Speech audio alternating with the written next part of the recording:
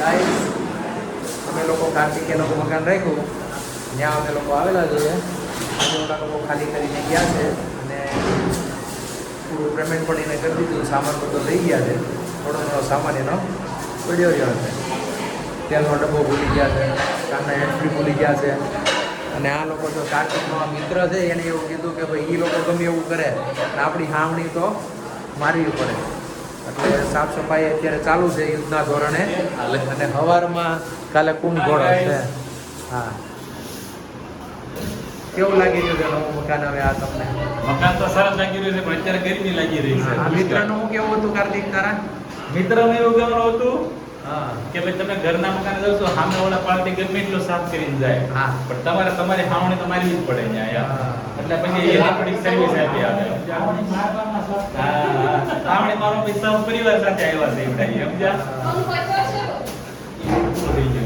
થઈ ગયું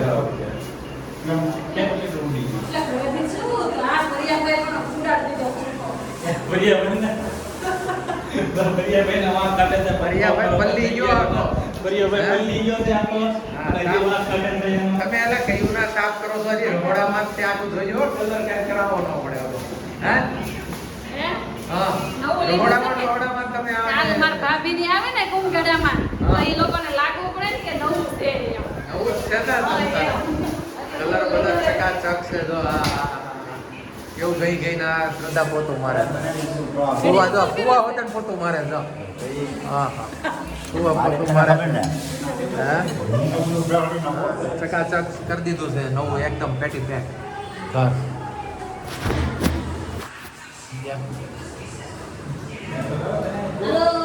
હાલો ધીમે ધીમે ફુવા આપણે નકર આગળ પાછા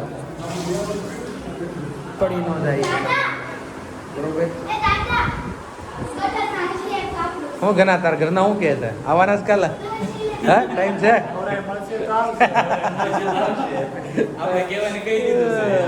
કહી દીધું છે ને નકર એ બાજુ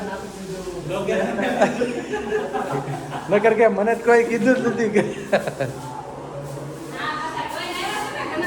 હા કોઈ તું સ્પેશિયલ ફોન કરી દઈએ નકર કાલ લોકો થાય. આજ કર અત્યારે કહી દે. સંગીતાને કરવો પડ્યો. એમાં હું થઈ જાય એમાં સંગીતા કઈ ટોપ છે કા? હે ગદા આ બાઈઓ કઈ બધી ટોપ છે કઈ? કોઈ આપણને હું કઈ બંધી દીધું છે?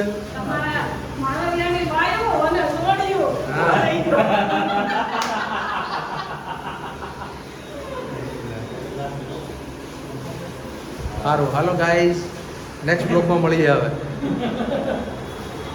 હાય ગાઈસ, તો હવે અમે લોકો કાર્તિકનો સામાન પેલું રૂમ ને બધું મકાન ખાલી કરી દીધું પેલા, એટલે હવે ઘરે જઈ રહ્યા છીએ.